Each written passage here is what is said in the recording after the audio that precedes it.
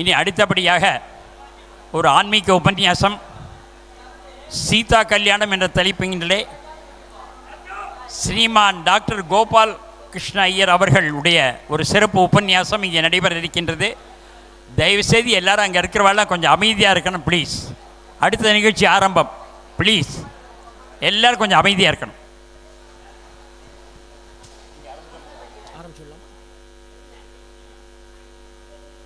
श्रीकान्तो मातुलो यस्य श्रीकान्तो मातुलो यस्य जननी सर्वमङ्गला जनकः शङ्करो देवः तं वन्दे कुञ्जराननं श्यामवल्लीसमालीढं विरिञ्चिपुरभास्वरं मार्गबन्धवाह्वयं तेजः तनोतु विमलां धियम् यस्याहुरागमविदः परिपूर्णशक्तेः अंशे कियत्यपि निविष्टममुं प्रपञ्चं तस्मै तमालरुचिभासुरकन्धराय नारायणी सहचराय नमः शिवाय उद्घाट्य योगकलया हृदयाब्जकोशं धन्यैश्चिरादपि यथा रुचिगृह्यमाणः यः प्रस्फुरत्यविरतं परिपूर्णरूपः श्रेयस्स मे दिशतु शाश्वतिकं मुकुन्दः नन्दासुभद्रा सुरभिसुशीला सुमनः संज्ञायै पञ्चगोत्ररूपायै कपिलायै नमः।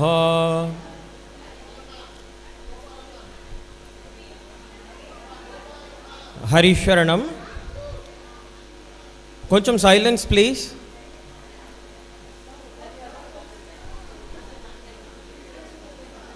அண்ட் பின்னாடி உட்காந்துருக்கிற கொஞ்சம் சேர்ஸை முன்னாடி கொண்டு வந்து போட்டுக்கலாம்.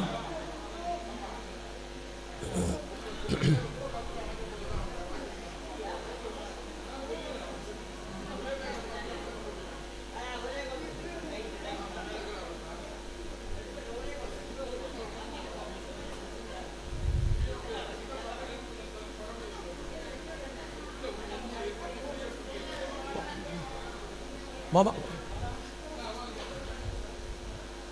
ஓகே.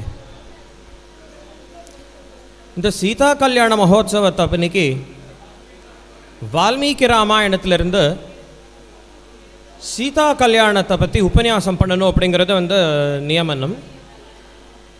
எத்தனையோ இடங்களில் ராதா கல்யாணமும் சீதா கல்யாணமும் ரொம்ப வைபவாக நிறையா பக்தாள் ரொம்ப பக்தி ஸ்ரத்தையோட நிறையா இடங்களில் பண்ணுறது வழக்கம் உண்டு.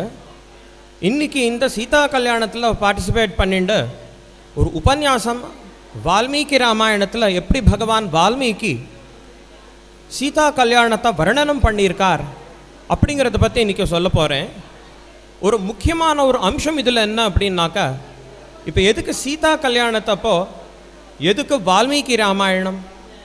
ஏன்னா நிறைய இடங்களில் சீதா கல்யாணம் ராதா கல்யாணம் பண்ணுறோம். பகவான் ராமரோட ஸ்வரூபம் என்ன, தேவி சீதாவோட ஸ்வரூபம் என்ன அப்படிங்கிறது நமக்கு தெரியணும்.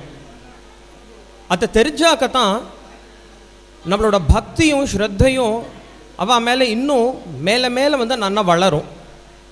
ஒரு ராதா கல்யாணம் ஒன்று இருக்குது. சம்பிரதாய பஜனைகள்லாம் ராதையும் மேலேயும் கிருஷ்ணர் மேலேயும் பாடுறோம்னாக்கா ராதை கிருஷ்ணரோட ஸ்வரூபம் என்ன, ராதையோட ஸ்வரூபம் என்ன அப்படிங்கிறது புராணங்கள்லேருந்து நம்ம தெரிஞ்சுக்கணும். ராமரையும் கிருஷ்ணரை பற்றி சீதையும் பற்றி பார்த்தோம்னாக்க நமக்கு பிரதானமாக வால்மீகி ராமாயணத்தில், அதுக்கப்புறமா எல்லா புராணங்களில் மகாபுராணங்களில் உபபுராணங்கள்லன்னு நிறைய இடத்துல நமக்கு ராமாயண கதை இருக்குது. அதே மாதிரி ராதையை பற்றி பார்த்தோம்னாக்க எந்த புராணத்தில் இருக்குதுன்னு பார்த்தோம்னாக்கா ஸ்ரீமத் பாகவதத்தில் தசமஸ்கந்தம் இஸ் மோஸ்ட் இம்பார்ட்டண்ட். 12 ஸ்கந்தங்கள்லையும் 10வது ஸ்கந்தம் தான் பாகவதத்தோட ஹிருதயம். இந்த 10வது ஸ்கந்தத்துலேயும் இந்த 5 அத்தியாயங்கள் பகவானோட ராசலீலையை வர்ணனம் பண்ணக்கூடிய 5 அத்தியாயங்கள் தான் ரொம்ப ரொம்ப முக்கியம் அப்படிங்கிறத நம்ம கேள்விப்படுறோம். ஆனால் அந்த 5 அத்தியாயங்களில் தேவி ராதையை பற்றி எந்த இடத்துலையுமே ஒரு டிஸ்கிரிப்ஷன் கூட ராதை அப்படிங்கிற பேர் பாகவதத்தில் பார்க்க முடியாது. அப்போ எந்த புராணத்தில் பார்க்கலாம் அப்படின்னாக்கா தேவி பாகவதம் அப்படின்னு சொல்லிட்டு ஒரு பிரசித்தமான புராணம், 12 ஸ்கந்தங்களுடைய புராணம். அதில் 9வது ஸ்கந்தத்தில் ஒரு டீட்டெயில் டிஸ்கிரிப்ஷன் தேவி ராதையை பற்றி அங்கே இருக்கும். அதே மாதிரி பிரம்மவைவர்த்த புராணத்தில் நிறைய அத்தியாயங்களில் ராதையை பற்றியும் கிருஷ்ணரை பற்றியும் இருக்கும். ஸோ ஒரு பிரார்த்தனம் எல்லா ஆஸ்திகள்கிட்டையும் என்னன்னாக்கா எங்கெங்கெல்லாம் ராதா கல்யாணம் எங்கெங்கெல்லாம் சீதா கல்யாணம் நடக்கிறதோ புராண சிரவணம் கண்டிப்பாக இருக்கணும், வால்மீகி ராமாயணத்தோட சிரவணம் கண்டிப்பாக இருக்கணும் அந்த இடத்துல அப்படிங்கிறது என்னோட ஒரு பிரார்த்தனம். அதே மாதிரி இன்றைக்கி வால்மீகி ராமாயணத்தோட சீதா கல்யாணத்தை பற்றி சொல்கிறப்போ ஒரு சில அம்சங்கள் எடுத்துக்கிறப்போ ஒரு ரேர் வியாக்கியானத்தோட ஒன்று சொல்ல போகிறேன். இன்றைக்கி வால்மீகி ராமாயணத்துக்கு எத்தனையோ வியாக்கியானங்கள் எத்தனையோ பேர் பண்ணியிருக்கா. கோவிந்தராஜர் போன்ற மகாத்மாக்கள், அதுமாரி பெரியவாச்சான் பிள்ளை போன்ற பெரிய பெரிய வியாக்கியான சக்கரவர்த்தி பிள்ளை, பெரியவாச்சான் பிள்ளைன்னு சொல்லிட்டு ஸ்ரீ வைஷ்ணவ சம்பிரதாயத்தில் ரொம்ப பிரசித்தமானவர். அவள்லாம் அற்புதமாக வால்மீகி ராமாயணத்துக்கு வியாக்கியானம் பண்ணியிருக்கா. அந்த வியாக்கியானங்கள் எல்லாம் பார்த்தோம்னாக்கா பகவான் நாராயணனோட பாரம்யத்தை பிரதிபாதனம் பண்ணுற மாதிரி சில வியாக்கியானங்கள் இருக்கும். அதே மாதிரி தர்மசாஸ்திரபரமாக எந்த வியாக்கியானமும் வால்மீகி ராமாயணத்துக்கு கிடையாது. ஏன்னா நம்ம ராமாயணம்னு எடுத்துட்டோம்னாக்கா ஒரு புராணத்தை எடுத்துட்டோம்னாக்கா எத்தனையோ ஆஸ்பெக்ட்ஸ் இருக்குது. வேதாந்தம் அப்படிங்கிறது அது ஒரு ஆஸ்பெக்ட், யோகசாஸ்திரங்கிறது அது ஒரு ஆஸ்பெக்ட், வெவ்வேறு கதைகள் இருக்கும். அதே மாதிரி தர்மசாஸ்திரம் நிறையா இடங்களில் இருக்கும். தர்மசாஸ்திர பரமாக வால்மீகி ராமாயணத்துக்கு வியாக்கியானம் யார் பண்ணியிருக்கா அப்படின்னாக்கா தஞ்சாவூர் மராட்டா ராஜருக்கு அவளோட ஃபஸ்ட்டு பிரைம் மினிஸ்டராக இருந்தார் திரியம்பகராய மகி அப்படின்னு சொல்லிட்டு ஒரு பிரைம் மினிஸ்டர். நித்யாக்னிஹோத்ரியாக இருந்தார். சர்வதந்திர ஸ்வதந்திரராக எல்லா சாஸ்திரங்கள்லேயும் நல்லா அத்தியனம் பண்ணின ஒரு பெரிய ஃபேமிலியில் பிறந்தவர் ஸ்ரீ திரியம்பகராய மகி. தமிழ்நாட்டில் 1673 ஆரம்பித்து 1676 ஆரம்பித்து மராட்டா ராஜாக்களோட ரூல் ஆரம்பிச்சுது. அப்போ 1670s 1850s வரைக்கும் ஒரு கோல்டன் பீரியட் நமக்கு தமிழ்நாட்டில். நம்ம சனாதன தர்மத்துக்கு ஒரு பெரிய ஒரு சப்போர்ட் தஞ்சாவூர் மராட்டா ராஜாக்கள் கொடுத்துருக்கா. அந்த மராட்டா ராஜாக்களோட முதல் 3 ராஜாக்களில் ஏகோஜி மகாராஜாங்கிறவர் முதல் மகாராஜா. அவரோட எல்டர் சன்னான சாஹூஜி மகாராஜா. அவரோட யங்கர் சன் 3வது சரபோஜி மகாராஜா 1 அப்படிங்கிறது. அவ 3 பேர் முதல் ராஜாக்கள் தஞ்சாவூரில். அவ 3 பேருக்கும் பிரைம் மினிஸ்டராக இருந்தவர் ஸ்ரீ திரியம்பகராய மகி. இந்த திரியம்பகராய மகி வால்மீகி ராமாயணத்துக்கு ஒரு அற்புதமான வியாக்கியானம் பண்ணியிருக்கார். தர்மாகூத்தம் அப்படின்னு பேர். தர்மாகூத்தம்னா என்ன? தர்மத்தினுடைய ஆக்கூத்தம்னா சொல்லாமல் ஒரு விஷயம் இப்போ யாரோ ஒருத்தர் பண்ணுறா அப்படின்னாக்கா அதுக்கு ஆக்கூத்தம் அப்படின்னு பேர். இப்போ யாரோ ஒருத்தர் ஏதோ ஒரு விஷயத்தை பண்ணுறா, இந்த காரணத்துக்காக தான் நான் பண்ணுறேன்னு சொல்லாமல் நிறைய விஷயங்கள் பண்ணுவா. அது நம்ம புரிஞ்சுக்கணும், இந்த காரணத்துக்காக இவா இதை சொல்கிறா இதை பண்ணுறா அப்படின்னு தெரிஞ்சுட்டு நம்ம அதுக்கு தகுந்த மாதிரி ரெஸ்பாண்ட் பண்ணணும். ஸோ ஆக்கூத்தம்னாக்கா எக்ஸ்பிளிசிட்டாக சொல்லாமல் ஒரு விஷயம் when it is being conveyed அதுக்கு ஆக்கூத்தம் அப்படின்னு பேர். தர்மத்தினுடைய ஆக்கூத்தம் தர்மாக்கூத்தம். ஸோ 24,000 ஸ்லோகங்கள் கொண்ட இந்த வால்மீகி ராமாயணத்துக்கு சில ஸ்லோகங்களுக்கு மட்டும்தான் ஸ்ரீ திரியம்பகராய மகி வியாக்கியானம். மகி அப்படின்னாக்கா தீக்ஷிதர். அக்னிஹோத்திரம் 12, வாஜபேயம், கருடச்சயனம், அக்னிஷ்டோமம், மத்தியக்னிஷ்டோமம் போன்ற யாகங்கள்லாம் யார் பண்ணியிருக்காளோ அப்படிப்பட்ட வாளுக்கு தீக்ஷிதர் அப்படின்னு சொல்லிட்டு பேர். ஸ்ரீ திரியம்பகராய மகி எந்தெந்த ஸ்லோகங்களுக்கெல்லாம் வால்மீகி ராமாயணத்தில் தர்மசாஸ்திரத்தோட சம்பந்தம் இருக்கோ அப்படிப்பட்ட ஸ்லோகங்களுக்கு மட்டும் வியாக்கியானம் பண்ணியிருக்கார். ஸோ எந்தெந்த ஸ்லோகங்களுக்கு தர்மசாஸ்திரத்துக்கு சம்பந்தம் இல்லையோ அங்கே அந்த இடங்களில் வியாக்கியானம் பண்ணியிருக்க மாட்டார். ஒரு அற்புதமாக ஒரு உதாரணம் சொல்லணுன்னாக்கா சுந்தரகாண்டத்தில் சீதாதேவி சந்தியாவந்தனம் பண்ணினா அப்படின்னு சொல்லிட்டு ஒரு இடத்துல வரும். அப்போ எப்படி ஸ்திரீயான சீதாதேவி எப்படி சந்தியாவந்தனம் பண்ணலாம்? சந்தியாவந்தனம் அப்படின்னாக்கா உபநயனமாகி பிரம்மோபதேசமாகி யாருக்கு இருக்கோ அப்படிப்பட்ட ஒரு பிராமணர் அவளுக்கு அப்படிப்பட்ட ஒரு த்விஜருக்கு தான் சந்தியாவந்தனம் அப்படிங்கிறது இருக்குது. வேதாத்தியனத்துக்கு மற்ற வைதிக கர்மாக்கள் பண்ணுறதுக்கு யார் அதிகாரியோ அப்படிப்பட்ட ஒரு ஒருத்தர் பண்ணுறதுக்கு தான் சந்தியாவந்தனம். அப்படி இருக்கிறப்ப சீதாதேவி எப்படி பண்ணுற ஒரு ஸ்லோகம் ஒன்று உண்டு. சந்தியா கால மனாஷ்யாமா வரம் துருவமேஷ்யதி ஜானகி வரம் சைனாம் சிவஜலாம் வரார்த்தே வரவரணின்னு சொல்லிட்டு ரொம்ப அழகான ஒரு ஸ்லோகம் அங்கே சுந்தரகாண்டத்தில் அசோகவனத்தில் இருக்கிறப்போ சீதாதேவி ஒரு சின்ன ஓடையை நோக்கி போகிறா. சந்தியாவந்தனி சாயங்கால சந்தியாவேளை வந்த உடனே அந்த ஓடையை நோக்கி சந்தியாவந்தனம் பண்ணுறதுக்காக போகிறா அப்படின்னு ஒரு வர்ணனம் இருக்கும். அப்போ எப்படி சீதாதேவி பண்ணலாம் அப்படிங்கிறதுக்கு டீட்டெயில் பூர்வபக்ஷமும் சித்தாந்தமும் ரொம்ப அழகாக சொல்லுவார் திரியம்பகராயமகி. என்னன்னாக்கா ஸ்திரீகள் ரெண்டு விதமாக இருக்கா. பிரம்மவாதினி அப்படின்னு ஒரு குரூப் ஆஃப் ஸ்திரீகள், சத்யோவதூன் அப்படின்னு ஒரு குரூப் ஆஃப் ஸ்திரீகள். பிரம்மவாதினின்னு யார் யாரெல்லாம் இருக்காளோ அவளுக்கு யஜ்ஞோபவீதம் உண்டு, உபநயனம் உண்டு, யஜ்ஞோபவீத தாரணம் உண்டு, வேதாத்தியனம் உண்டு. சத்யோவதூன்னு யார் யாரெல்லாம் ஸ்திரீகள் இருக்காளோ அவளுக்கு உபநயனம் கிடையாது, யஜ்ஞோபவீதத்தோட தாரணம் பண்ணுறது கிடையாது, வேதாத்தியனம் கிடையாது அப்படின்னு சொல்லிட்டு நிறையா விசாரம் சொல்லிட்டு கடைசியில் என்ன சொல்லுவார்னாக்கா கலியுகத்தில் இருக்கிற ஸ்திரீகள் எல்லாருமே சத்யோவதூதான், பிரம்மவாதினியா இல்லை. அதனால தான் இன்றைக்கி லோகத்தில் எல்லா பெரியவாளும் சிஷ்டாச்சாரத்தில் என்ன வச்சுட்டு இருக்கான்னாக்கா ஸ்திரீகளுக்கு வேதாத்தியனம் அப்படிங்கிறது இன்றைக்கி இல்லை. ஸோ அதுக்கு என்ன வாட் இஸ் த பேசிஸ் அதுக்கு அப்படின்னு ரொம்ப அழகாக திரியம்பகராயமகி தன்னோட வியாக்கியானத்தில் சொல்லுவார். அதே மாதிரி இந்த தர்மாகூத்தம் அப்படிங்கிற வியாக்கியானம் தஞ்சாவூர் சரஸ்வதி மஹால் தஞ்சாவூர் பேலஸ் லைப்ரரி அப்படின்னு சொல்லிட்டு ரொம்ப ஃபேமஸ். அங்கே எக்கச்சக்கமான கிரந்தங்கள் சம்ஸ்கிருதத்தில், தமிழில், மராட்டியில், தெலுங்குல, கன்னடத்தில்னு சொல்லிட்டு நிறையா பாஷைகளில் எத்தனையோ நூல்கள்லாம் மராட்டா ராஜாக்கள்லாம் ப்ரிசர்வ் பண்ணி வச்சுருக்கா. அதில் எத்தனையோ சில கிரந்தங்கள் எல்லாம் பார்த்துட்டு இதே ஊரில் இந்த ஸ்ரீரங்க க்ஷேத்திரத்தில் 100 வருஷங்கள் முன்னாடி ஒரு பெரிய மகாத்மா இந்த ஊரில் இருந்தார். ஊவே சுவாமிநாத ஐயர் அப்படின்னாக்கா எல்லாருக்குமே தெரியும். சுவாமிநாத ஐயர்னா யாருன்னாக்கா இமீடியட்லி என்ன தமிழ் தாத்தா அப்படிங்கிறது எல்லாரும் சொல்கிறோம். ஏன் தமிழ் தாத்தான்னு சொல்கிறோம் அவரை? ஏன்னா எங்கேயுமே கிடைக்காத தொலைஞ்சு போன நூல்கள்லாம் தமிழில் ஏதோ ஓலைச்சுவடியாக ஏதோதோ ஒரு இடங்களில் இருந்துன்றதை கஷ்டப்பட்டு தான் காலால் நடந்து கண்டு போய் தேடி பிடிச்ச அந்த நூல்கள் எல்லாத்தையும் எடுத்துன்னு மாடர்ன் பிரிண்டிங் ப்ரெஸ் மூலமாக பப்ளிஷ் பண்ணினார். அதனால அவர் தமிழுக்கு அவர் பண்ணின தொண்டு என்னவோ அதுக்காகத்தான் இன்றைக்கி உலகம் தமிழ் தாத்தான்னு சொல்லிட்டு ஊவே சுவாமிநாத ஐயரை கொண்டாடுறது. அதே மாதிரி தமிழுக்கு என்ன தொண்டு மகாத்மா ஸ்ரீ ஊவே சுவாமிநாத ஐயர் பண்ணினாரோ அதே விதமான தொண்டு சம்ஸ்கிருதத்துக்கு ஸ்ரீரங்கத்தில் இருந்த மகாத்மா குருபக்த சிகாமணி சாஸ்திர பிரசார பூஷண ஸ்ரீ டி.கே. பாலசுப்ரமணிய ஐயருங்கிறவர் சம்ஸ்கிருதத்துக்கு பண்ணினார். இன்றைக்கி மாடர்ன் பிரிண்டிங் ப்ரெஸ் மூலமாக ஆதிசங்கராச்சாரியாலோட நூல்கள்லாம் முதல்ல பிரிண்டிங் ப்ரெஸ் மூலமாக பப்ளிஷ் ஆச்சுன்னாக்கா ஸ்ரீரங்கம் ஸ்ரீ வாணி விலாஸ் ப்ரெஸ்ஸில். அதே மாதிரி அப்பைய தீட்சிதர்னு பெரிய ஒரு மகாத்மா நம்ம சங்கராச்சாரிய சம்பிரதாயத்தில் இருந்தார் 500 வருஷங்களுக்கு முன்னாடி.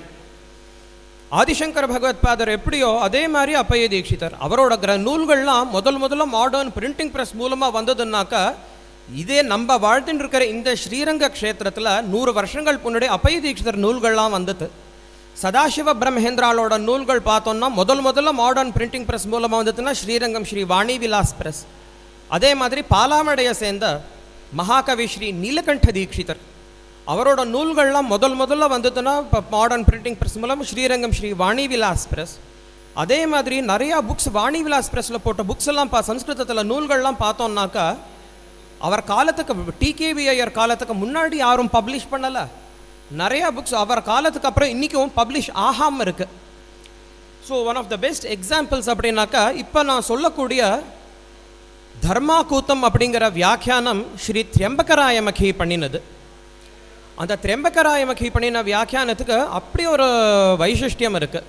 ஸோ தர்மசாஸ்திரபரமாக இந்த தர்மாகூத்தம் போன்ற வியாக்கியானத்தை அதை கேட்டு வால்மீகி ராமாயணத்தை நம்ம ஒரு நல்ல குரு கிட்டக்க சிரவணம் பண்ணினாக்க தான் மகர்ஷி வால்மீகி எந்த அர்த்தத்தை மனசில் வச்சுட்டு இதெல்லாம் சொல்லியிருக்கார் நமக்கு அப்படிங்கிறது நமக்கு புரியும்.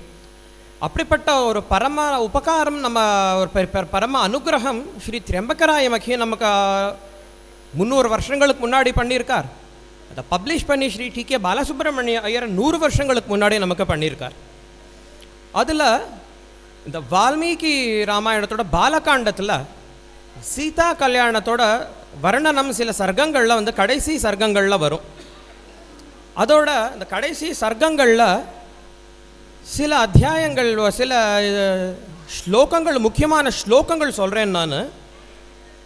So because of time constraint, so இப்போ யாவத் சக்தி எவ்வளோ முடியறதோ, ஸோ இதுக்கு பிரமாணம் வந்து 2 இது. ஸோ ஒன்று தர்மாக்கூத்தத்துலேருந்து சில முக்கியமான ஒரு விஷயங்கள், அதே மாதிரி ஸ்ரீ ஞானானந்த பாரதி சுவாமிகள் அப்படின்னு சொல்லிட்டு இன்னொரு மகாத்மா இருந்தார்.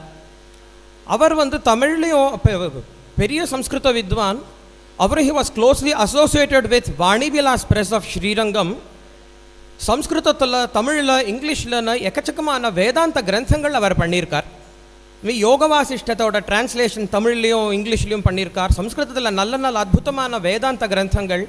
அதே மாதிரி வால்மீகி ஹிருதயம் அப்படின்னு தமிழில் ஒரு புக்கு. ஸோ முக்கியமான விஷயங்கள், இப்போ எந்தெந்த விஷயங்கள்லாம் திரியம்பகராயமகி தன்னோட வியாக்கியானத்தில் சொல்லியிருக்காரோ அந்த விஷயங்கள்லாம் சரளமாக இன்றைக்கி இருக்கிற ஜனங்களுக்கு புரிகிற மாதிரி தமிழில் வால்மீகி ஹிருதயம் அப்படிங்கிற நூல்லையும், இங்கிலீஷில் ராம்பிள்ஸ் இந்த ராமாயணம் அப்படிங்கிற நூல்லையும் ஸ்ரீ ஞானானந்த பாரதி சுவாமிகள் அதை சொல்லியிருப்பார். அவர் பூர்வாசிரமத்தில் ஸ்ரீ ஆர் கிருஷ்ணசுவாமி ஐயர் அப்படின்னு சொல்லிட்டு பேர். அவர் ஜகத்குரு சங்கராச்சாரிய ஸ்ரீ சந்திரசேகர பாரதி சுவாமிகளோட அனுகிரகத்தில் சன்னியாசம் வாங்கிட்டார். ஆனால் அவரோட அப்பா வந்து ஜி ராமச்சந்திர ஐயர்னு, அவரும் வந்து ஸ்ருங்கேரி ஆச்சாரியா சச்சிதானந்த சிவாபின்வன் நரசிம்ம பாரதி சுவாமிகளும் சந்திரசேகர பாரதி சுவாமிகள் இவர் 2 பேரோட அனுகிரகத்தில் சன்னியாசம் வாங்கிட்டார். இன்னைக்கு கூட அவரோட அதிஷ்டானம் கிருஷ்ணராஜபுரத்துக்கு பக்கத்தில் மகாதானபுரம் அப்படின்னு ஒரு திருச்சியிலேருந்து நம்ம போகிற வழியில் மகாதானபுரம் தாண்டி தான் கிருஷ்ணராஜபுரம் அப்படிங்கிற 2 பிரசித்தமான அக்ரஹாரங்கள். மகாதானபுரத்தில் அவரோட அதிஷ்டானம் பார்க்கலாம். பெரிய மகாத்மா ஸ்ரீ ஞானானந்த பாரதி சுவாமிகளோட இந்த ராம்பிள்ஸ் இந்த ராமாயணத்தில், தட் இஸ் வால்மீகி ஹிருதயத்தில் ரொம்ப அழகாக சீதா கல்யாணத்தை அதை வர்ணனம் பண்ணியிருக்கார். ஸோ எப்படி சொல்லியிருக்கார் அப்படிங்கிறது சில ஸ்லோகங்கள் எடுத்து காட்டுறேன் நான். முதல்ல ஃபஸ்ட்டு இதோட பீஜம், சீதா கல்யாணத்தோட பீஜம் எந்த சர்க்கத்தில் வருது அப்படின்னாக்கா 18வது சர்க்கத்தில் வால்மீகி ராமாயணத்தில் வசிஷ்டாச்சாரியரோட ஆசிரமத்தில் வேதாத்தை அத்தியனம் பண்ணிட்டு ராமரும் அவரோட பிரதர்ஸ் 4 பேரும் வந்து திருப்பி தசரதரோட வீட்டுக்கே வந்துடுறா. இப்போ வந்த உடனே தான் தசரத மகாராஜாவுக்கு யாராவது பேசணுன்னா தயவுசெய்து வெளியில் போய் பேசுங்க. அவர் பேசுறதுக்கு தான் வந்திருக்கார். அவர் சும்மா வெறும் இல்லை, ஆயுர்வேதிக் டாக்டர். அவர் அவ்வளோ பிஸிலையும் நமக்காக வந்திருக்கார். தயவுசெய்து யாரும் பேசாதீங்க. இல்லை சார், நான் முக்கியமாக பேசினாங்கன்னா தப்பு சொல்லலை. ஹாலை விட்டு வெளியில் போயிட்டு பேசிவிட்டு அப்புறம் வந்து பாருங்க ப்ளீஸ்.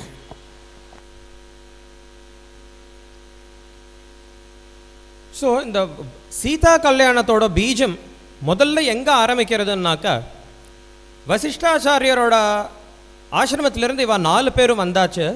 இப்போ வந்த உடனே மகாராஜா தசரதருக்கு 4 பேருக்கும் கல்யாணம் பண்ணணும். கல்யாணம் பண்ணுற வயசு வந்தாச்சு 4 பேருக்கும். என்ன பண்ணலாம், ஏது பண்ணலான்னு சொல்லிட்டு அது பற்றின டிஸ்கஷன்ஸ் வந்து தசரதர் பண்ண ஆரம்பிக்கிறார். ஸோ இந்த 18வது சர்க்கத்தில் இருக்கிற ஸ்லோகங்கள், அத்தராஜா தசரதः தேஷாம் தாரக்ரியாம் பிரதி சிந்தயாமாச தர்மாத்மா சோபாத்தியாயஸ்ஸ பாந்தவः தஸ்ய சிந்தயமானஸ்ய மந்திரிமத்யே மகாத்மனः அபியாகச்சன் மகாதேஜாஹ விஸ்வாமித்ரோ மகாமுனி. தசரதர் அப்படிங்கிற ராஜா தாரக்ரியாம், ஸோ தாராஹா அப்படின்னாக்கா வந்து வைஃப். ஸோ அடுத்தது கல்யாணத்தை 4 பேருக்கும் பண்ணணும் அப்படிங்கிறது அவரோட மனசில் வந்து எண்ணம் ஏற்பட்டுடுது. ஸோ என்ன பண்ணலான்னு அவர் டிஸ்கஸ் பண்ணுறப்ப யாரோட சேர்ந்து டிஸ்கஸ் பண்ணுறார்? ஸோ வால்மீகி சொல்கிறார், சோபாத்தியாய ச பாந்தவ. உபாத்தியாயர்னா ஆத்து வாத்தியார். ஸோ யார் எல்லா வைதிக கர்மாவும் நம்ம ஆற்றுல பண்ணி வைக்கிறாரோ அந்த வாத்தியாருக்கு உபாத்தியாயர் அப்படின்னு சொல்லிட்டு பேர் சம்ஸ்கிருதத்தில். ஸோ இன்றைக்கி சாஸ்திரிகள் சொல்கிறோம், ஆத்து வாத்தியார் அப்படின்னு சொல்கிறோம் இல்லையா? ஸோ சாஸ்திரிகள்ங்கிற டேர்ம் ஜென்ரலி உபாத்தியாயருக்கு சொல்ல மாட்டோம். ஆனால் இன்றைக்கி வழக்கத்தில் இன்றைக்கி என்ன பண்ணுறோம், வாத்தியார் வந்து நம்ம ஸ்மார்த்த கர்மாக்கள் பண்ணி வைக்கிற வாத்தியாருக்கு சாஸ்திரிகள் அப்படிங்கிற அந்த ஒரு இதை நம்ம பிரயோகம் பண்ணுறோம் நமக்கு வழக்கத்தில். ஸோ பாந்தவ பந்துக்கள் எல்லாம் ஃபேமிலி மெம்பர்ஸ் எல்டர்ஸ்லாம் யார் யார் இருக்கா, பெரியவா யார் யாரெல்லாம் இருக்காளோ அவளோட சேர்ந்து டிஸ்கஸ் பண்ணுறா. ஏன்னா மேரேஜ்னு வந்துடுத்துனாக்கா பசங்க பொண்களோட விருப்பங்கிறது இன்றைக்கி இருக்கிற மாதிரி வந்து இன்றைக்கி times have changed. Ideally speaking parents and elders ஆற்றுல இருக்கிற அவா தான் டிசைட் பண்ணணும். So they have the authority. So boys and கேர்ள்ஸ்க்கு வந்து டிசைட் பண்ணுறதுங்கிறது இன்றைக்கி இருக்கிற மாதிரி வந்து பழைய நாளில் இருக்காது. ஸோ சோபாத்தியாயஸ்ஸ பாந்தவः, அடுத்தது தஸ்ய சிந்தயமானஸ்ய. ஸோ ஆழமாக இவர் கண்டிப்பாக கல்யாணம் பண்ணியே ஆகணும் 4 பேருக்குங்கிற அந்த ஒரு எண்ணம் வந்தாச்சு இவருக்கு. அப்போ என்ன பண்ணுறது ஏது பண்ணுறதுங்கிற டிஸ்கஷன் நடந்துன்னு இருக்கு. அப்போ யார் வரார் அப்படின்னாக்கா மகர்ஷி விஸ்வாமித்ரர் அந்த இடத்துக்கு வரார். வந்து என்ன கேட்க போகிறார் அப்படின்னாக்கா அது வந்து இவர் மங்களமான ஒரு இதுவாக இல்லாட்டி வந்து வருத்தத்தை தரக்கூடிய ஒரு விஷயமா தசரதருக்குன்னு பார்த்தோம்னாக்கா, சூப்பர்ஃபிஷியலாக பார்த்தோம்னாக்கா ஒரு வருத்தத்தை தரக்கூடிய ஒரு விஷயம் என்னன்னாக்கா, என்னத்து விஸ்வாமித்ரர் கேட்டார், உங்கள் பசங்களை ராமரையும் லக்ஷ்மணரையும் காட்டுக்கு கூட்டின்னு போகிறேன், நான் கல்யாணத்தை பற்றி வந்து டிஸ்கஸ் பேச்ச ஆரம்பிக்கிறது. காட்டுக்கு கூட்டின்னு போகிறேன், ராட்சசாலோட யுத்தம் பண்ணுறதுக்கு உங்கள் 2 பசங்க தான் வேணும் அப்படின்னு சொல்லிட்டு விஸ்வாமித்ரர் கேட்குறார். விஸ்வாமித்ரர் எப்படி இப்போ பலம் இருக்குன்னாக்கா, ஸ்வயம் தானே எல்லா அசுராலையும் அழிக்கிறதுக்கான சக்தி விஸ்வாமித்ரருக்கு உண்டு. எத்தனை யுத்தம் பண்ணியிருக்கார் விஸ்வாமித்ரர் முன்னாடி. அப்படிப்பட்ட விஸ்வாமித்ரருக்கு ராட்சசால் அழிக்க முடியாதா? அப்படி இருந்தாலும் கூட விஸ்வாமித்ரர் என்ன பண்ணுறார் அப்படின்னாக்கா, ஸ்வயம் தான் ராட்சசால அழிக்கலை, ராட்சசால வதம் பண்ணாமல் என்ன பண்ணுறார் அப்படின்னாக்கா, ராமர் கிட்டக்க கேட்டுட்டு இவர் தசரதர் கிட்டக்க ராமலக்ஷ்மணால் 2 பேரையும் அனுப்புங்கோ அப்படின்னு சொல்லிட்டு கேட்குறார். அதுக்கு ஏன் இதுக்கு என்ன அர்த்தம் அப்படின்னு பார்த்தோம்னாக்கா, இங்கே ரொம்ப அழகாக ஸ்ரீ திரியம்பகராயமகி ஒரு ஸ்லோகத்தை கோட் பண்ணுவார் போதாயன சூத்திரத்தில் இருந்து. தர்மசாஸ்திர ரதாரூடாக வேதகட்கதரா த்விஜாக கிரீடார்த்தம் அப்படி யத்ப்ரூயு சதர்ம பரமஸ்மிருத. தர்மசாஸ்திரம் அப்படிங்கிற ரதத்து மேலே ஏறின்னு இருக்கிற பிராமணாலாம் ஸோ எப்படி இருக்கா, பெரிய பெரிய மகாத்மாக்கள்லாம் எப்படி இருக்கான்னாக்கா, தர்மசாஸ்திரம் அப்படிங்கிற ரதத்து மேலே வந்து ஏறி உட்காண்டிருக்கா. ஸோ அவளுக்கு இருக்கிற ஸ்வேர்டு என்னன்னாக்கா, வேதம் அப்படிங்கிறது அவளோட ஸ்வேர்டாக இருக்குது. ஸோ கிரீடார்த்தம் எப்படி ஒரு விளையாட்டுக்கு அவள் எதை சொன்னாலும் அவள் விளையாட்டுக்கு சொல்கிற ஒரு விஷயம் பரம தர்மமாக போயிடும். இந்த இடத்துல மகர்ஷி விஸ்வாமித்ரர் என்ன பண்ணுறார், ஒரு விளையாட்டுக்காக ஸோ ராமலக்ஷ்மணாவை வச்சுட்டு தான் அசுராளை வந்து நான் வதம் பண்ண போகிறேன், ராமலக்ஷ்மணாவை நீங்கள் அனுப்பணும் அப்படின்னு சொல்லிட்டு அவர் சொல்கிறார். அப்போ தசரதருக்கு ரொம்ப பயமாகவும் இருக்கும், வருத்தமாகவும் இருக்கும். இதனோட சின்ன பசங்க, என்னோட பசங்க 2 பேரும் பெரிய பெரிய ராட்சசாளோட சண்டை பிடிச்சா அவளை வதம் பண்ணுறதுக்கு இவாளுக்கு சக்தி இருக்குமா? என்னோட இத்தனை பெரிய ஆர்மி இருக்கா என் கிட்டக்கா, பெரிய எம்பரர் நான். அப்படி இருக்கிறப்ப என்டையர் ஆர்மியை அனுப்புவேன்னு, இதனோட சின்ன குழந்தைகள் 2 பேர் அனுப்புவேன் நான். இதனோட சின்ன குழந்தைகள் மட்டும் வேணும், என்டையர் ஆர்மி வேண்டாம் எனக்கு, பெரிய பெரிய கமாண்டர்ஸ் இன் சீஃப் அவள் ஒத்துருமே வேண்டாம் எனக்கு, இவா மட்டும் போருமேன்னு சொல்லிட்டு கேட்குறாரேன்னு சொல்லிட்டு மனசுக்கு கஷ்டமாக இருக்குது. ரொம்ப வந்து இடி விழுந்த மாதிரி இருக்குது தசரதருக்கு. ஆனால் ஃப்யூச்சரில் விஸ்வாமித்ரர் மூலமாக தான் சீதா கல்யாணம் வந்து ஏற்பட போகிறது அப்படிங்கிறது வந்து மகாராஜா தசரதருக்கு அந்த இடத்துல தெரியல. வசிஷ்டரும் என்ன சொன்னார், பிரசாந்தமாக அனுப்புங்கோன்னு சொல்லிட்டு வசிஷ்டரோட ஆக்ஞை. ரொம்ப மனசுக்கு கஷ்டமாக இருக்க, உடஞ்சே போயிடுத்து அவருக்கு தசரத மகாராஜாவுக்கு விஸ்வாமித்ரரோட வாக்கியத்தை கேட்டுட்டு. அப்போ இந்த இடத்துல ஒரு பிரசித்தமான ஒரு பழமொழி சம்ஸ்கிருதத்தில், ரிஷீணாம் புனராத்யானாம் வாச்சமர்த்தோனுதாவதி. பெரிய பெரிய ரிஷிகளுக்கெல்லாம் எப்படி இருக்கும்னாக்கா, அர்த்தங்கள் அவள் என்ன வார்த்தையை அவள் பயன்படுத்துகிறாளோ அர்த்தங்கள் வார்த்தைக்கு பின்னாடி ஓடி போகும். அர்த்தத்தை பேஸ் பண்ணி இவா வந்து வார்த்தையை பிரயோகம் பண்ணுறா அப்படிங்கிறது இல்லாமல், இவா எந்த சப்தங்களை உச்சாரணம் பண்ணுறாளோ அது வந்து அர்த்தங்கள் வாக்கியங்களை தேடி போகும். அதனால தான் ரிஷீணாம் புனராத்யானாம் வாச்சமர்த்தோனுதாவதி அப்படிங்கிற பழமொழி. ஸோ விஸ்வாமித்ரர் என்ன சொல்கிறார், உங்கள் 2 பசங்க ராமலக்ஷ்மண இவா 2 பேரை வச்சுட்டு தான் ராட்சசாலை நான் காட்டில் வதம் பண்ண போகிறேன். அதுக்கப்புறமா தான் உங்கள் பசங்க இவா 2 பேரும் ராட்சசாலை வதம் பண்ணினாக்கத்தான் பெரிய பெரிய யாகங்களை அனுஷ்டானம் பண்ண போகிறேன் நான்.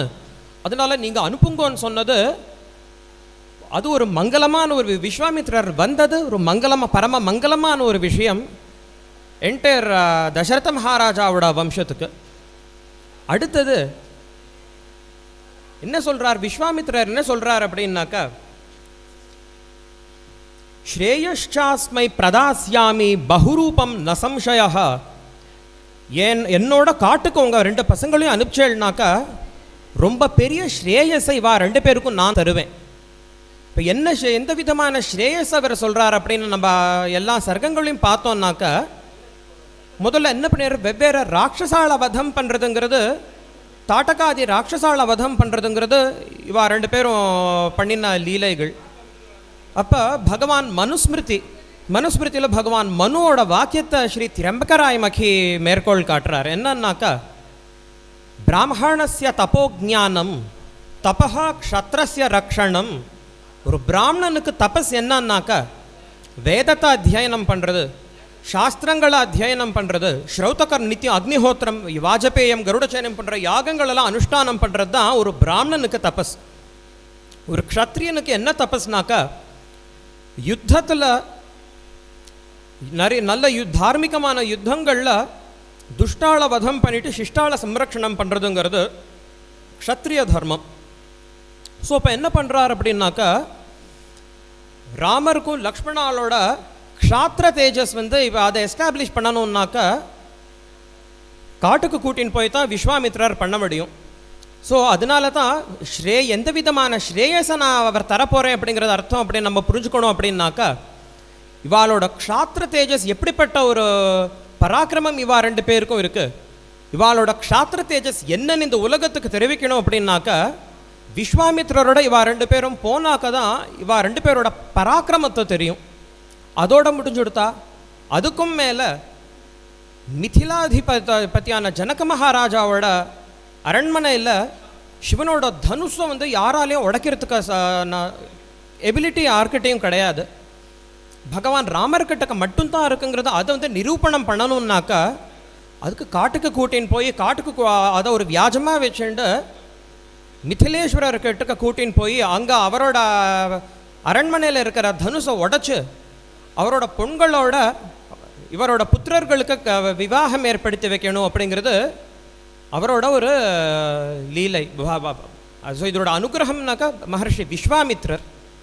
ஏன்னா சாஸ்திரங்கள் என்ன சொல்கிறதுனாக்கா, மன்யு பிரஹரணா விப்ராஹா நவிப்ரா சஸ்திரபாணயா. மன்யுனா கோவம், பிரஹரணம்னா ஒரு வெப்பன். பிராமணர்களுக்கு என்ன வெப்பன் அப்படின்னாக்கா, கோவத்தினாலே யார் விடமும் அழிக்கக்கூடிய எபிலிட்டி நல்ல தபஸ் இருக்கிற பிராமணர்களுக்கு முடியும். ஆனால் கோச்சுக்க மாட்டா, கோவத்தினால ஒரு சபிக்கிறதோ பட்டுன்னு பண்ணிட மாட்டா. இப்போ ஒரு எக்ஸாம்பிள் வசிஷ்டரே பார்த்தோம்னாக்கா, விஸ்வாமித்ரருக்கும் வசிஷ்டருக்கும் யுத்தம் ஏற்பட்டப்போ எப்படிலாம் அடிக்க முடியுமா நல்லா வித் ஆல் ஹிஸ் மைட் க்ஷத்ரியராக இருந்தப்போ அடித்தார். எதுக்குமே ரெஸ்பாண்ட் பண்ணல, கோச்சுக்கலாம். அவரோட பசங்களை எல்லாரையும் வதம் பண்ணினார் விஸ்வாமித்ரர். அது எதுக்குமே ரெஸ்பாண்ட் பண்ணல. கடைசியில் தான் மகர்ஷி வசிஷ்டர் தான் கோவத்தை காட்டுறார். அதுக்கப்புறமா தான் விஸ்வாமித்ரர் நிறையா தபஸ் பண்ணி அதே சரீரத்தில் க்ஷத்ரியராக இருந்துட்டே பிராமணரானது அதே சரீரத்திலே ஆனாருங்கிறது அந்த கதையெல்லாம் வருது. ஸோ இப்போ விஸ்வாமித்ரர் பிராமணராக இருக்கார். அந்த சமயத்தில் விஸ்வாமித்ரர் எப்படி ஒரு பிராமணர் எப்படி இருக்கணுமோ அந்த மாதிரி வாழ்ந்தார் மகர்ஷி விஸ்வாமித்ரர். அப்படிப்பட்ட விஸ்வாமித்ரருக்கு மன்யு பிரஹரணா விப்ராகாங்கிற சொல்கிற அந்த நியாயத்தினால கோபத்தினால ஒரு சாபம் ஒன்று கொடுத்தா அத்தனை ராட்சசாலும் வதமாயிடுவா. ஆனால் அப்படி பண்ணலை. ராமரை வச்சுண்டு லக்ஷ்மணரை வச்சுண்டு தான் காட்டில் ராட்சசால வதம் பண்ணினார். ஸோ அதுக்கப்புறமா எப்படி ராமகதா எப்படி வால்மீகி ராமாயணத்தில் இருக்குன்னாக்கா, எல்லா அசுராலையும் வதம் பண்ணிட்டு ஸோ ஸ்ரௌத கர்மாக்களை அனுஷ்டானம் பண்ணுறதுக்காக 6 நாள் ஒரு யாகத்தை அனுஷ்டானம் பண்ணுறார் விஸ்வாமித்ரர். அதை பண்ணின உடனே அடுத்தது என்ன சொல்கிறார், இவா 2 பேர்கிட்டக்க மிதில தேசத்துக்கு போயிட்டு அங்கே ஜனக மகாராஜாவோட இடத்துல இந்த சிவதனுஷ் இருக்குது, அதை பார்க்குறதுக்கு உங்களை கூட்டின்னு போகிறேன் அப்படின்னு சொல்லிட்டு இவர் விஸ்வாமித்ரர் சொல்கிறார். கூட்டின்னு போன உடனே டைரெக்டாக சீதாதேவியுக்கும் ராமருக்கும் இவா 2 பேரோட மீட்டிங் இருக்கவே இல்லை. ஸோ இந்த அண்ணலும் நோக்கினாள் அவளும் நோக்கினாள் அப்படிங்கிறதெல்லாம் வால்மீகி ராமாயணத்தில் கிடையாது. ஸோ அடுத்தது என்ன பண்ணுறார், ஜனக மகாராஜா இந்த இடத்துல Sita he introduces himself. So எப்படிப்பட்ட எந்த குலத்தில் நாங்கள் பிறந்தோம் அப்படிங்கிறத அதை ஹீ இன்ட்ரடியூசஸ். ஸோ சொன்ன உடனே முன்னாடி ஒரு க்ஷத்ரியாளுக்கெல்லாமும் இப்போ ஸ்ரௌத கர்மாக்கள் உண்டு. ஸோ இப்போ என்ன ஆகுது, ஒரு யாகம் பண்ணுற சமயத்தில் ஒரு பூமியை தோண்டணும். ஹலம் அப்படிங்கிற ஆயுதத்தை வச்சுட்டு ராஜா அந்த பூமியை தோண்டணும். அப்போ தோன்ற சமயத்தில் என்ன ஆகுது, ஒரு பெண் குழந்தை ஒன்று கிடைக்கிறது. அப்போ அயோனிஜியாக இருக்கா அந்த பொண்ணு. ஸோ அவளுக்கு தான் சீதா அப்படின்னு சொல்லிட்டு பேர். ஸோ அப்படிப்பட்ட இந்த சீதைக்கும், என்னோட புத்திரியான சீதைக்கும், ஸோ தசரத மகாராஜாவோட புத்திரருக்கு நான் கொடுக்குறேன் அப்படின்னு சொல்லிட்டு இவர் வாக்கியம் கொடுக்குறார். கொடுத்துட்டு என்னோட மந்திரிகள் உபாத்தியாயர்கள்லாம் என்னோட அரண்மனையில் யார் யாரெல்லாம் இருக்காளோ அவள் எல்லாரையும் அயோத்தியாவுக்கு அனுப்புகிறேன் மிथिलाல இருந்துன்னு சொல்லிட்டு அவள் அனுப்புகிறார்.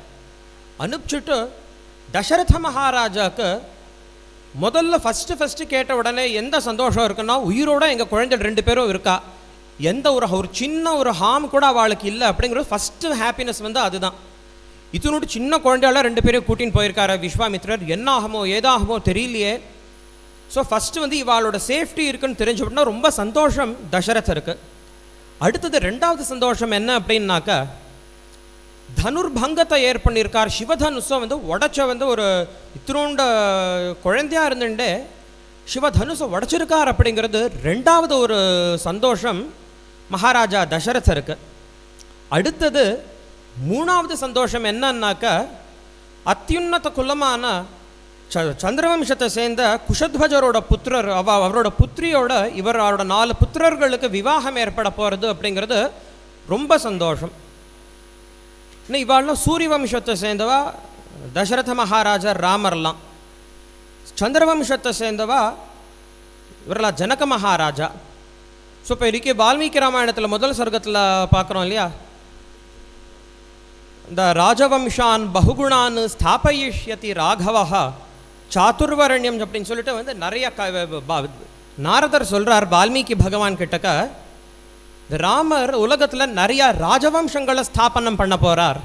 எப்படி இருக்கிற ராஜவம்சங்கள்லாம் நிறையா அற்புதமான குணங்கள், நல்ல குணங்கள் இருக்கக்கூடிய ராஜவம்சங்களை இவர் ஸ்தாபனம் பண்ண போகிறார். இன்றைக்கும் பார்த்தோம்னாக்கா ராஜஸ்தானில் இந்த சிசோதியா அப்படின்னு சொல்லிட்டு மேவார் ராஜாக்கள், மாதிரி ராठौर மார்வாட் சேர்ந்த ராठौर ராஜாக்கள், மாதிரி கச்வாஹான்னு சொல்லிட்டு வந்து ஜெய்ப்பூர் ரூல் பண்ணுறவாள்ல கச்வாஹான்னு பேர். அதேமாரி அமர்கோட்டுன்னு பாகிஸ்தானில் இருக்குது.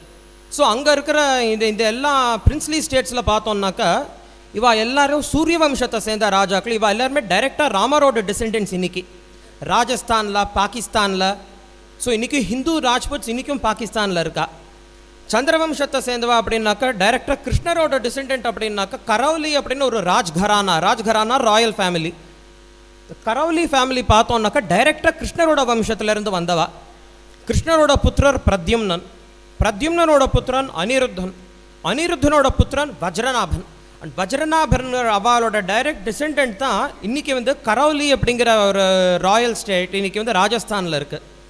அதுமாதிரி மைசூர் பேலஸ் பார்த்தோம்னாக்கா மைசூர் மகாராஜாக்கள்லாம் அவள்லாம் வந்து சந்திரவம்சத்தை சேர்ந்தவா.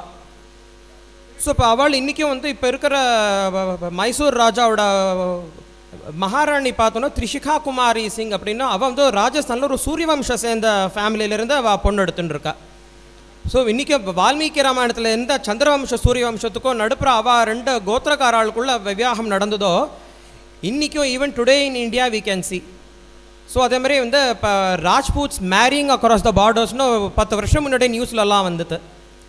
ஸோ உமர்கோட்லேருந்து இப்போ அங்கே இருக்கிற ராஜாக்கள் ஒரு சந்திரவம்சம் சேர்ந்த பொண்ணு வந்து ராஜஸ்தான்லேருந்து ஒரு ஃபேமிலியிலேருந்து அவள் பொண்ணு எடுத்துண்டா. அந்த மாதிரி இன்றைக்கி இதே வால்மீகி ராமாயணத்தில் எதை நம்ம பார்க்குறோமோ சந்திரவம்ச சூரியவம்சம் 2 வம்சத்தில் சேர்ந்த க்ஷத்ரியாளுக்குள்ள விவாகம் அது இன்றைக்கும் நம்ம பார்க்கலாம் இந்தியாவில். ஸோ அடுத்தது என்ன ஆகுது, ஜனக மகாராஜா கிட்டேருந்து இவாளோட எமிஷரிஸ் எல்லாருக்கிட்டேருந்தோ நியூஸ் கிடச்சோடனே ரொம்ப சந்தோஷமாக இருக்குது. அப்போ முதல்ல சொல்கிறப்ப கௌசல்யா நந்தவர்தனஹான்னு வந்து எப்படி ராமரை டிஸ்கிரைப் பண்ணுறாருனாக்கா மகாராஜா தசரதர் கௌசல்யாவோட நந்தனம், கௌசல்யாவோட சந்தோஷத்தை இன்க்ரீஸ் பண்ணக்கூடியவன் அப்படின்னு சொல்லிட்டு தசரதர் வந்து அந்த இடத்துல வந்து சொல்கிறார். ஏன்னா ஃபஸ்ட்டு வந்து 2 பசங்களும் சேஃபாக இருக்கான்னு சொல்கிறோன்னா எப்படி சொல்கிறாருன்னா கௌசல்யா நந்தவர்தனஹா. ஸோ அது ரொம்ப முக்கியமான ஒரு பிரயோகம் இந்த இடத்துல. அதை சொல்லிவிட்டு அடுத்தது என்ன சொல்கிறார், அடுத்தது வந்து நெக்ஸ்ட்டு இந்த விவாகத்துக்கு என்னென்னலாம் பிளான்ஸ் பண்ணலாம் அப்படின்னு சொல்லிட்டு அடுத்து வந்து இவா 2 பேரும் போகிறா. அடுத்தது நெக்ஸ்ட்டு என்ன பண்ணுறார், வசிஷ்டர், வாமதேவர், விஸ்வாமித்ரர் போன்ற மகர்ஷிகளை வந்து அனுப்புகிறார் மிதிலைக்கு பேசுகிறதுக்கு. ஸோ இப்போ மிதிலையிலேருந்து இவள் என்ன அயோத்தியாவிலேருந்து மிதிலைக்கு வாழலாம் வசிஷ்டாதி மகர்ஷிகள்லாம் போயிட்டு அவா வந்து கல்யாணம் சம்பந்தமான பேச்சு வந்து அவா நடத்துறா. அதுக்கப்புறமா இவ்வாறு 4 பேரோட பாணிகிரகண மகோத்சவம் வந்து டிசைட் ஆகுது. ராமாதி இவ 4 புத்திரர்களுக்கும் சீதாதி க்ஷீரத்வஜர்னு சொல்லக்கூடிய ஜனக மகாராஜா அவரோட தம்பி குஷத்வஜர் புத்திரி 4 பேருக்கும் தசரத மகாராஜாவோட புத்திரர்களுக்கும் பாணிகிரகணம் ஏற்படுறது அப்படிங்கிறது பிரசித்தமான கதா. ஸோ இந்த கடைசி அந்த 73வது சர்க்கத்தில் இருக்கிற ஸ்லோகங்கள், இயம் சீதா மமசுதா. ஸோ அந்த பாணிகிரகண மகோத்சவம் அன்னைக்கு அந்த சமயத்தில் தம் பொண்ணை கொடுக்குற சமயத்தில் மகாராஜா ஜனகர் க்ஷீரத்வஜ ஜனகர் வந்து அவரோட வாக்கியம், இயம் சீதா மமசுதா சஹ தர்மச்சரிதவ பிரதீட்சைனாம் பத்ரம் தே பாணிம் கிருஹீஷ்வ பாணினா பதிவ்ரதா மகாபாகா ಛಾಯೇವಾನುಗತಾ ಸದಾ ಇತ್ಯುಕ್ತ್ವಾ ಪ್ರಾಕ್ಷಿಪದ್ರಾಜಾ ಮಂತ್ರಪೂತಂ ಜಲಂ ತದಾ ಇಯಂ ಸೀತಾ ಮಮ ಸುತಾ ಸಹ ಧರ್ಮಚರಿತವ ಪ್ರತೀಚ್ಛಚೈನಾಂ ಭದ್ರಂ ತೇ ಪಾಣಿಂ ಗೃಹೀಷ್ವ ಪಾಣಿನಾ ಪತಿವ್ರತಾ ಮಹಾಭಾಗಾ ಛಾಯೇವಾನುಗತಾ ಸದಾ ಇತ್ಯುಕ್ತ್ವಾ ಪ್ರಾಕ್ಷಿಪದ್ರಾಜಾ ಮಂತ್ರಪೂತಂ ಜಲಂ ತದಾ ಇಯಂ ಸೀತಾ ಮಮ ಸುತಾ ಸಹ ಧರ್ಮಚರಿತವ ಪ್ರತೀಚ್ಛಚೈನಾಂ ಭದ್ರಂ ತೇ ಪಾಣಿಂ ಗೃಹೀಷ್ವ ಪಾಣಿನಾ ಪತಿವ್ರತಾ ಮಹಾಭಾಗಾ ಛಾಯೇವಾನುಗತಾ ಸದಾ ಇತ್ಯುಕ್ತ್ವಾ ಪ್ರಾಕ್ಷಿಪದ್ರಾಜಾ மந்திரபூதம் ஜலம் ததா. இந்த விதத்தில் என்னோட புத்திரியான சீதையை உங்களுக்கு நான் தானமாக கொடுக்குறேன். ஸோ இவ என்ன சகதர்மச்சரித்தவ, என்னென்ன தர்மத்தை அனுஷ்டானம் பண்ண போகிறாளோ அது எல்லாத்துக்கும் ஒரு கம்பேனியனாக இவ வருவா. ஸோ முக்கியமாக வந்து அந்த விவாகத்தோட எய்ம் என்னன்னாக்கா, நம்ம சனாதன தர்மத்தில் எல்லா புருஷார்த்தத்தையும் வந்து அச்சீவ் பண்ணணும். நம்ம தர்மசாஸ்திரத்தில் என்ன சொல்லுவோம் அப்படின்னாக்கா, 3 ரிணங்கள், முக்கியமாக பிராமணனாக ஒருத்தன் பிறக்கிறான்னாக்கா 3 கடன்களோட கடன் உடையவனாக பிறக்கிறான். என்னென்ன கடன் அப்படின்னாக்கா, ரிஷிகளுக்கு ஒரு கடன் இருக்குது, ரிஷிரிணம் அப்படின்னு பேர். தேவர்களுக்கு ஒரு கடன், தேவரிணம் அப்படின்னு பேர். பித்ருக்களுக்கு ஒரு கடன், அதுக்கு பித்ருணம் அப்படின்னு பேர். இந்த தேவரிணம் ஃபஸ்ட்டு, ரிஷிரிணம் எப்படி வந்து போகும் அப்படின்னாக்கா, நியமமாக வேதத்தை அத்தியனம் பண்ணினாக்கா ரிஷிகளுக்கு, வைதிக மகர்ஷிகளுக்கு கிட்டக்க இருக்கக்கூடிய கடன் தீந்து போயிடும். தேவர்களுக்கு இருக்கக்கூடிய கடன் எப்படி போகும் அப்படின்னாக்கா, எல்லா நித்தியம் அக்னிஹோத்திரம் பண்ணி ஸ்ரௌத்த கர்மாக்கள் பண்ணினாக்கா போகும். இப்போ நம்மள மாதிரி லௌகிக பிராமணாளுக்கு அக்னிஹோத்திரம் பண்ணுறதுக்கு we are not qualified. So யாரெல்லாம் ஸ்ரௌத்த கர்மாக்களை நித்தியம் அக்னிஹோத்திரம் பண்ணிட்டு வாஜபேயம் அக்னிஷ்டோமம் காரியம் அந்த மாதிரி எல்லா யாகங்கள் எந்த பிராமணாலாம் பண்ணுறாளோ, நம்ம சக்திக்கு முடிஞ்சது கிஞ்சித்து நம்ம என்ன கொடுக்குறோமோ அதோட பலம் கொஞ்சம் நமக்கு வரும். ஸோ அந்த விதமாக தேவரணம் அப்படிங்கிறது நம்மளை விட்டு போகும். பித்ருணம் அப்படிங்கிறது எப்படி போகும் அப்படின்னாக்கா, பித்ருக்களுக்கு இருக்கக்கூடிய கடன் சாஸ்திரோக்த விதானத்தில் கல்யாணம் பண்ணிட்டு குழந்தைகள் எடுத்துட்டாக்கத்தான் பித்ருணம் அப்படிங்கிறது போகும். ஸோ அதுதான் சாஸ்திரம் என்ன சொல்கிறது, அனதீத்யாகிலான் வேதான் அனிஷ்ட்வை வாகிலான் சுரான் அனுத்பாத்ய சுதான் விப்ரஹா ந சந்யசித்துமர்ஹதி. எல்லா நிறையா ஜன்மாக்களில் வெவ்வேறு வேதசாக்கைகளை அத்தியனம் பண்ணலைன்னாக்கா ஒரு பிராமணன் சந்நியாசம் எடுத்துக்க முடியும். ஏன்னா சந்நியாசம் எடுத்துட்டாக்க தான் மோட்சம். அனதீத்யாகிலான் வேதான் அனிஷ்ட்வை வாகிலான் சுரன், எல்லா தேவர்களுக்கும் யஜனம் பண்ணி ஸ்ரௌத்த கர்மாக்கள் அனுஷ்டானம் பண்ணி எல்லா தேவர்களையும் திருப்தி பண்ணலைன்னாக்கா சந்நியாசம் எடுத்துக்கிறதுக்கு குவாலிஃபிகேஷனே இல்லை ஒரு பிராமணனுக்கு. ஸோ அதனால தான் நம்ம எல்லா சம்பிரதாயத்துலேயும் எல்லா ஆச்சாரியாலையும் பார்த்தோம்னாக்கா பெரிய பெரிய அக்னிஹோத்ரி ஃபேமிலியில் தான் அவள் அவதாரமே ஏற்பட்டிருக்கும். ஆதிசங்கர பகவத்பாதரோட பேரண்ட்ஸ் பார்த்தோம்னாக்கா சிவகுரு தீட்சிதர் அண்ட் ஆரியாம்பா, அவள் 2 பேரும் அக்னிஹோத்ரியார் தான் இருந்திருக்கா. இதுமாரி ராமானுஜாச்சாரியார் பார்த்தோன்னா அவரோட சரித்திரத்தை பார்த்தோன்னா அக்னிஹோத்ரா அனுஷ்டானம் பண்ணுற ஃபேமிலியாக தான் எல்லோரும் இருந்திருக்கா. வல்லப பட்டாச்சாரியரை பார்த்தோம்னாக்கா அவள் ஃபேமிலியில் 108 ஆச்சு வாஜ்பேயம் பண்ணிவிட்டு 108வது யாகம் எப்போ பூர்த்தி ஆகிறதோ அப்போ பகவான் ஸ்ரீமன் நாராயணனா நானே உங்கள் குலத்தில் அவதாரம் பண்ணுறேன்னு சொல்லிட்டு அவள் சம்பிரதாயத்தில் சொல்லுவாள், வல்லபாச்சாரிய சம்பிரதாயத்தில். அப்படிப்பட்ட ஒரு வைபவம் ஸ்ரௌதகர்மாக்களுக்கு இருக்குது. ஸோ அனிஷ்டைவ அகிலான் சுரான். ஸோ இந்த யாகங்களெல்லாம் பண்ணலைன்னாக்கா ஒரு பிராமணன் சந்நியாசம் எடுத்துக்க முடியாது. அனுத்பாத்திய சுதான் விப்ரஹா ந சந்நியசித்துமர்ஹதி. சாஸ்திரோக்த விதானத்தில் புத்திர பிராப்தி ஏற்படலைன்னா சந்நியாசம் எடுத்துக்க முடியாது. அதனால தான் சிவகுருவுக்கும் ஆரியாம்பாளுக்கும் குழந்தைகள் இல்லாதப்போ என்ன வருத்தம் இருக்குது அப்படின்னா சிவகுரு தீட்சிதருக்கு தேவரிணம் போயிடுத்து, ரிஷிரிணம் போயிடுத்து, இன்னும் பித்ருணம் இன்னும் போகலையே. ஏன்னா அபுத்திரஸ்ய கதிர்நாஸ்தின்னு சாஸ்திரங்கள் சொல்லியிருக்கு. எவ்வளோ முடியுமோ எப்படி தர்மசாஸ்திரம் சொன்ன விதத்தில் புத்திர பிராப்தி எப்படி ஏற்படுமோ அதுக்கு முயற்சி எடுக்கணும். ஸோ அதுக்கு தான் பகவான் வடக்கநாதனை பிரார்த்தனை பண்ணி சாக்ஷாத் பகவானே அவருக்கு புத்திரராக ஆதிசங்கராச்சாரியராக வந்தார் அப்படிங்கிறது நமக்கு பகவத் பாதாலோட சரித்திரம் சொல்கிறது. அதே மாதிரி ஸ்ரீமத் அப்பைய தீட்சிதேந்திராவோட பிதா பார்த்தோன்னாக்கா அவரோட அப்பா தாத்தெல்லாம் பெரிய அக்னிஹோத்திரிகள், பெரிய அத்வைத வித்யாச்சாரியர்கள். விஸ்வஜித் அப்படின்னு ரொம்ப கஷ்டமாக அனுஷ்டானம் பண்ணக்கூடிய ஒரு யாகம். அவரோட அப்பா விஸ்வஜித் அப்படிங்கிற யாகத்தை அனுஷ்டானம் பண்ணினவர்.